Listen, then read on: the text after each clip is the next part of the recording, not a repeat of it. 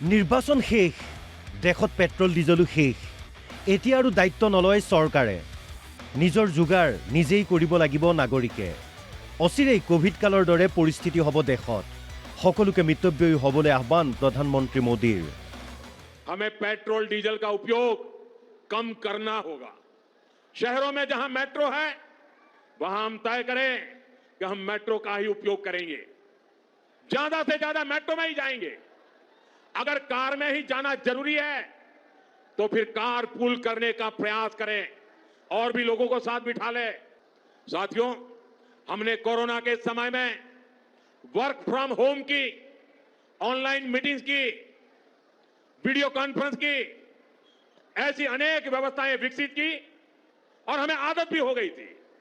आज समय की मांग ऐसी है कि उन व्यवस्थाओं को हम फिर से शुरू करें। देश हित में हमको ये तय करना पड़ेगा कि साल भर तक घर में कोई भी फंक्शन हो, कोई भी कार्यक्रम हो, हम सोने के गहने नहीं खरीदेंगे, सोना नहीं खरीदेंगे।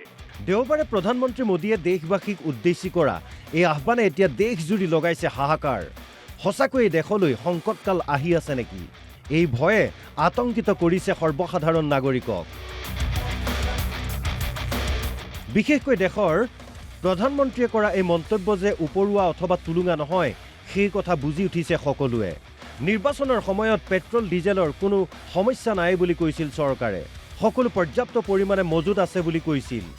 এতিয়া 5 ৰাজ্যত নিৰ্বাচন শেষ হোৱাত ওলোটাখৰ মাৰিছে। এইদৰে প্ৰধানমন্ত্ৰী মোদীৰ ভাষণক কটাক্ষ কৰিছে আম আদমি পাৰ্টিৰ সাংসদ সঞ্জয় সিঙে। अब चुनाव खत्म हो गया तो अब बोझ नहीं उठाएंगे मोदी जी। 5 राज्यों का चुनाव जब तक हो रहा था तब तक आपका बोझ उठा लिया उन्होंने। अब वो कह रहे हैं तेल का इस्तेमाल कम कीजिए।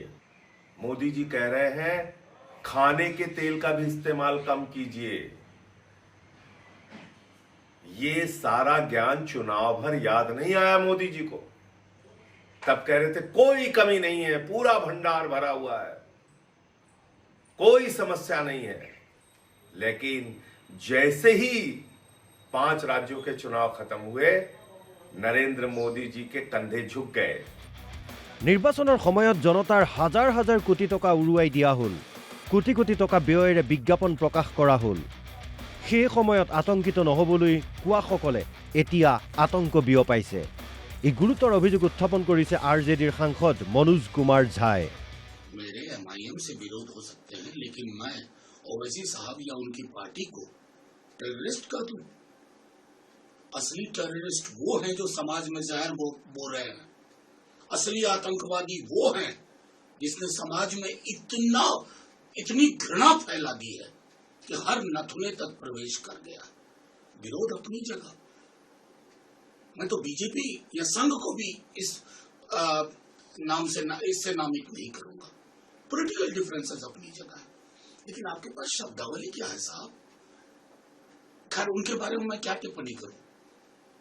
उनका तो उनकी पृष्ठभूमि है, कई जगह टहल घूम करके आया है, तो इसलिए उस बाइनरी में ही सोचते हैं। वो नेशनलिस्ट तो कतई नहीं है।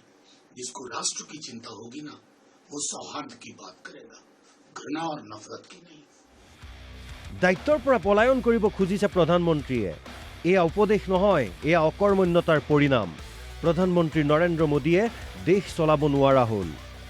সামাজিক মাধ্যম যোগে এইদৰে সমালোচনা কৰিছে কংগ্ৰেছ আৰু লোকসভাৰ বিৰোধী দলপতি ৰাহুল গান্ধীয়ে। কেৱল ইমানেই নহয়, নিজেই স্বভাৱ বিৰুদ্ধ কাম কৰিছে প্ৰধানমন্ত্ৰীয়ে। দেশবাসীক পৰামৰ্শ দি 2 ঘণ্টাৰ পিছতেই ৰোড শ্ব' কৰিছে। এই অভিযোগেৰে এটা ভিডিঅ' জাৰি কৰিও प्रधानमंत्री मोदी समालोचना करिছে कांग्रेसे। साथियों, हमें पेट्रोल डीजल का उपयोग कम करना होगा। मैं निकला ओ गड्डी लेके ओ